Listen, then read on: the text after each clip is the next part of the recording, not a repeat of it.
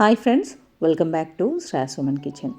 ఈరోజు మనం సుతిమెత్తటి ఇడ్లీలను ఎలా ప్రిపేర్ చేసుకోవాలో చూద్దాం. నోట్లో వేసుకుంటే వెన్నెలాగా కరిగిపోతాయండి.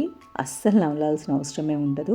ఇలాంటి ఇడ్లీలను ప్రిపేర్ చేయడానికి బ్యాటర్ని ఎలా ప్రిపేర్ చేసుకోవాలో ఈ వీడియోలో చూసేద్దాం. ముందుగా ఒక బౌల్ని తీసుకొని దాంట్లోకి 3 కప్పులు ఇడ్లీ రైస్ని వేసుకోండి. ఇడ్లీ రైస్ కాస్త పొట్టిగా లావుగా ఉంటాయి. అలాగే 1 కప్పు వరకు మినప్పప్పు, 1 టీ స్పూన్ వరకు మెంతులు వేసేసుకొని శుభ్రంగా కడిగేసి నానబెట్టేసుకోండి. ఇవి 4 to 6 అవర్స్ వరకు నానాలి. వాటర్ వేసి ఒకసారి వాష్ చేసుకొని మళ్ళీ ఫ్రెష్ వాటర్ వేసి నానబెట్టేసుకున్నాను. మినిమం 4 అవర్స్ అయితే ఖచ్చితంగా పప్పు బియ్యం నానాలి. 10 నిమిషాల ముందు ఇలా కాస్త లావుగా ఉన్న అటుకుల్ని నానబెట్టేసుకొని పక్కన పెట్టేసుకున్నాను. మళ్ళీ ఒకసారి వాష్ చేసుకొని మిక్సీకి వేసేస్తున్నాను. వెడ్ గ్రైండర్ ఒకవేళ ఉన్నట్లయితే వెడ్ గ్రైండర్లో వేసుకుంటే కూడా ఇడ్లీలు చాలా బాగా వస్తాయి.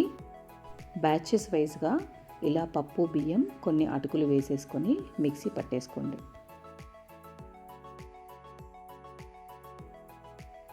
కొద్దిగా వాటర్ వేసేసి మెత్తటి పేస్ట్ లాగా పట్టేసుకోవాలి.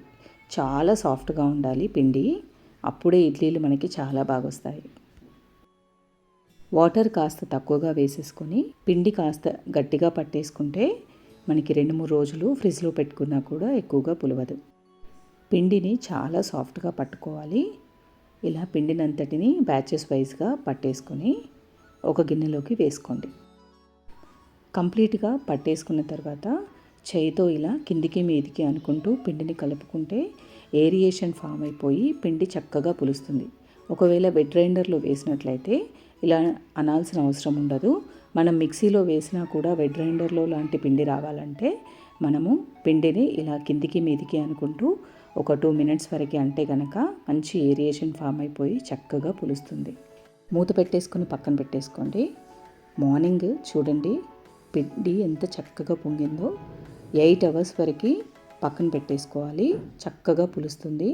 ఈ పిండితో మనము దోశలు, ఇడ్లీలు, పొంగనాలు, ఊతప్పం ఇలా నెంబర్ ఆఫ్ వెరైటీస్ చేసుకోవచ్చు. చాలా బాగుంటుంది. సో చూడండి ఎంత బాగా పులిసిందో మీకు తెలుస్తుంది కదా. ఇలా వేస్తే స్పాంజ్ లాగా ఉంది. సో ఇప్పుడే మీకు అర్థమైపోయి ఉంటుంది ఇడ్లీలు ఎంత బాగా వస్తాయో. మీకు కావలసిన పిండి ఒక దాంట్లోకి తీసేసుకొని దాంట్లో కాస్త ఉప్పు వేసేసుకొని కలిపేసుకోండి. వాటర్ వేయకూడదు ఇడ్లీలకి, లేదంటే గట్టిగా వస్తాయి ఇడ్లీలు. వాటర్ వేయకుండా కలుపుకోవాలి.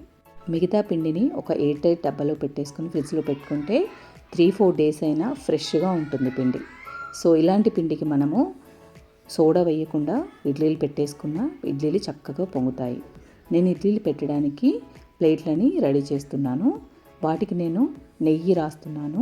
ఆయిల్ అయినా యూజ్ చేసుకోవచ్చు. ఎక్కువగా ఆయిల్ యూజ్ చేస్తూ ఉంటారు. నేను పిల్లలకి హెల్తీగా ఉంటుందని చెప్పేసి నెయ్యి వాడుతున్నాను.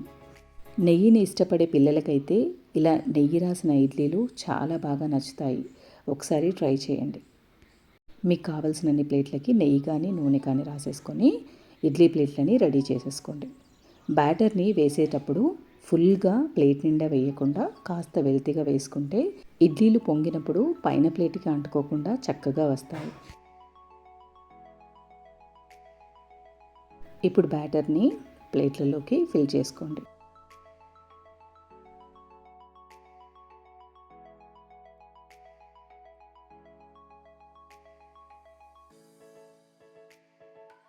కంప్లీట్గా పెట్టడం అయ్యాక ఇడ్లీ కుక్కర్లోకి పెట్టేసుకొని 2 విజిల్స్ రానిచ్చేస్తే చక్కటి సాఫ్ట్ అయిన ఇడ్లీలు మన సొంతం అవుతాయి. ఇలాంటి ఇడ్లీలకి ఎంతో టేస్టీ అయిన చట్నీ ఉండాలి కదా. నేను పల్లి చట్నీ చేశాను. దీంట్లోకి కరివేపాకు ఎక్కువగా వేయించేసుకొని వేసుకున్నాను. ఇలాంటి నెంబర్ ఆఫ్ వెరైటీస్ అంటే పల్లి చట్నీ విత్ గ్రీన్ లీవ్స్తో చేసిన చట్నీలు చాలా ఉన్నాయి మన ఛానల్లో. నేను ప్రతి ఒక్క చట్నీ కూడా డిస్క్రిప్షన్లో లింక్ ఇస్తాను, ఒకసారి చూడండి. ఇలాంటి చట్నీలే సపరేట్గా వీడియోస్ తీశాను. సో అలాంటి వీడియోస్ అన్నీ నేను డిస్క్రిప్షన్లో లింక్ ఇస్తాను, ఒకసారి చెక్ చేయండి. ఇలాంటి హెల్తీ అయిన చట్నీలు పిల్లలకి కూడా చాలా మంచిది. నేను చట్నీస్లో కరివేపాకు ఫుల్గా వేసి ఇస్తాను, పిల్లలకి చాలా మంచిది. చూడండి ఇంతలోపే టేస్టీ అయిన సాఫ్ట్ ఇడ్లీలు రెడీ అయిపోయాయి. నేను వేడి చల్లారక ముందే తీసేశాను. అందుకే మనకి చూడ్డానికైతే షేప్ అలా కనిపిస్తుంది, కానీ ఎంత బాగుందో టేస్ట్. చాలా చాలా బాగుంది. తప్పకుండా ట్రై చేయండి. చాలా సాఫ్ట్గా ఉన్నాయి చూడండి. ఈరోజు వీడియో ఎలా ఉంది? వీడియో నచ్చిందా ఫ్రెండ్స్? వీడియో నచ్చితే తప్పకుండా లైక్ చేయండి. కొత్తగా చూస్తున్న వాళ్ళు నా ఛానల్ని సబ్స్క్రైబ్ చేసుకొని నన్ను సపోర్ట్ చేయండి.